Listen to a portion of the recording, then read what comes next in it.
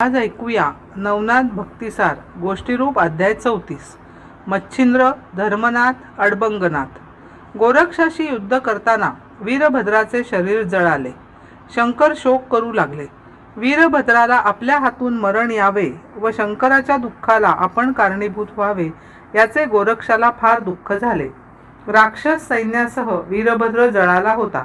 त्याच्या अस्थी रणांगणातून शोधून काढून गोरक्षाने संजीवनी मंत्राने वीरभद्राला जिवंत केले. वीरभद्र आणि गोरक्ष यांचे शंकरांनी सख्य केले. मच्छिंद्राच्या शरीराचे सर्व कण एकत्र करून गोरक्ष व चौरंगी काशी येथे आले. मच्छिंद्र राजाच्या देहात होता.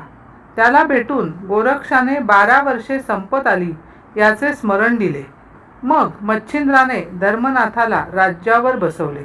रेवती राणीचे कृत्य मच्छिंद्राला माहीत झाले व तिला गोरक्षाचा पराक्रमही माहीत झाला. आता मात्र मच्छिंद्र जाणार हे तिने ओळखले आणि धर्मनाथाला तुझा पिता जीवदृष्टीने मच्छिंद्रच आहे असे समजावून सांगितले. गोरक्षाने शिवालयात संजीवनी मंत्राने मच्छिंद्राला त्याच्या देहात आवाहन केले व तिकडे राजाचा देह सोडून मच्छिंद्र स्वतःच्या नव्याने संघटित केलेल्या देहामध्ये प्रवेश करून उठून बसला.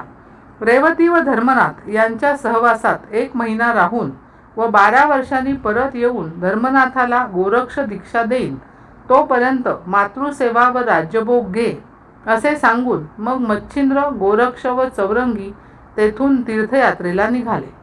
गोरक्ष मच्छिंद्राला घेऊन गोदातीरी माणिक शेतकऱ्याकडे गेला व त्याची अवस्था त्याला समजावून सांगितली.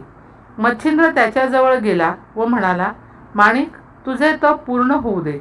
तेव्हा माणिक त्याला चालता हो असे म्हणाला. गोरक्ष म्हणाला, गुरु महाराज, याला युक्तीनेच वळवले पाहिजे. मग तो माणिक जवळ जाऊन म्हणाला, आहा हा, केवढा थोर तपस्वी आहे हा. दीक्षा घ्यावी तर याच्याजवळच. त्यावर माणिक म्हणाला, दीक्षा? तूच मला दीक्षा दे, मला उपदेश दे. प्रत्युत्तर देण्याची त्याची सवय हेरून गोरक्षाने त्याच्या तोंडून हे वदवले होते. लगेच गोरक्षाने त्याला दीक्षेचा बीजमंत्र कानात दिला. तो दिव्य मंत्र शब्द ऐकताच माणिकाला अद्वैताचा साक्षात्कार झाला. शक्तिमंत्र जपून गोरक्षाने त्याला बलवंत केले.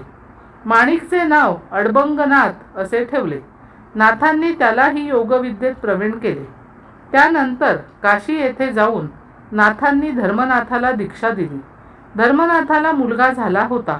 त्याला राज्यावर बसवून 5ही नाथ तीर्थयात्रेला निघाले.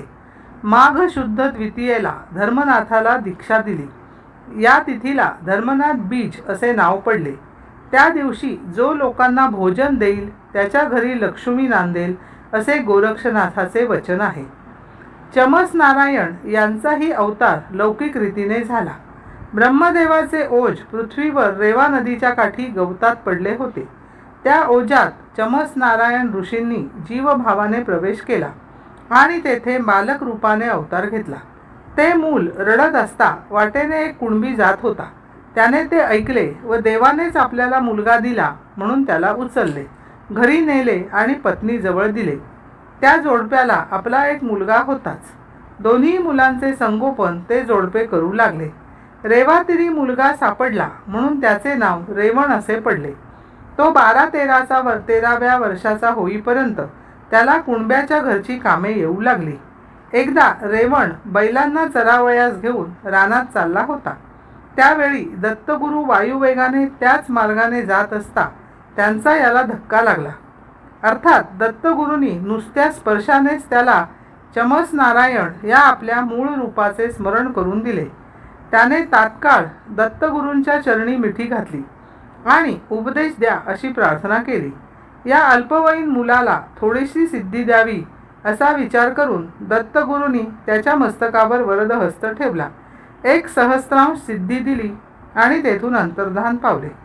फलश्रुती, या 34व्या अध्यायाच्या पठणाने सर्व कार्य सिद्धी होऊन यश मिळेल. अशा रीतीने नवनाथ भक्तिसार गोष्टीरूप अध्याय 34 संपन्न झाला.